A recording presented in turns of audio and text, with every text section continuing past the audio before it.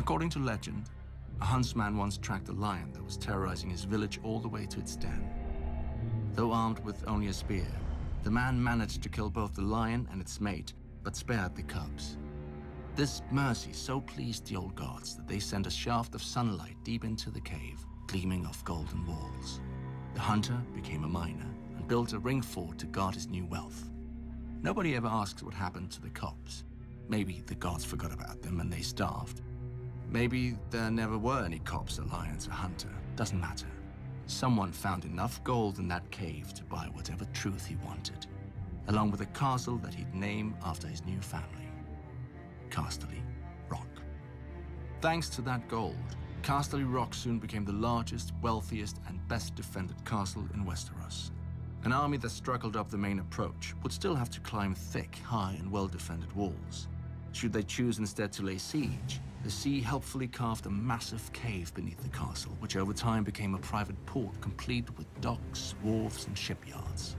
And so, to this day, even with all the gold in Westeros to tempt invaders, Casterly Rock has never fallen.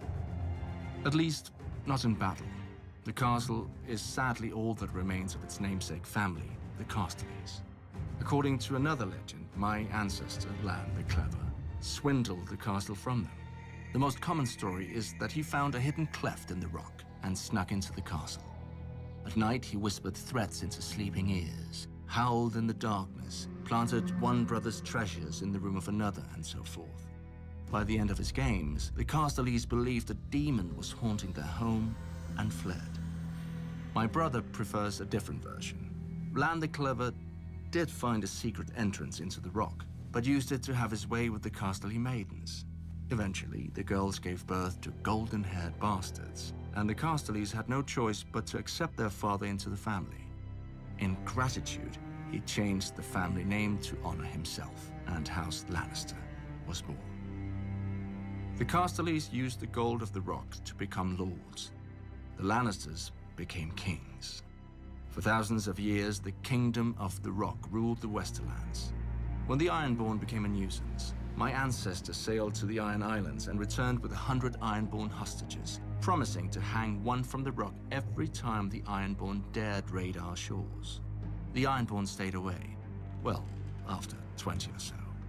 When the Andals arrived after sweeping across the rest of Westeros, we invited their sons and daughters into the rock as squires and court ladies.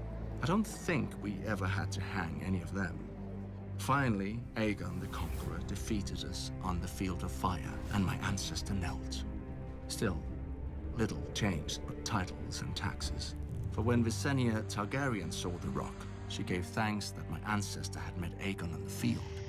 Even Dragonflame would have washed over the castle like the waves and left just as much a mark.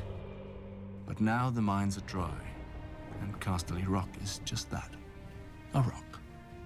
Our gold has passed into legend just like the merciful huntsman and Lan the Clever, as will our family if we lose this war.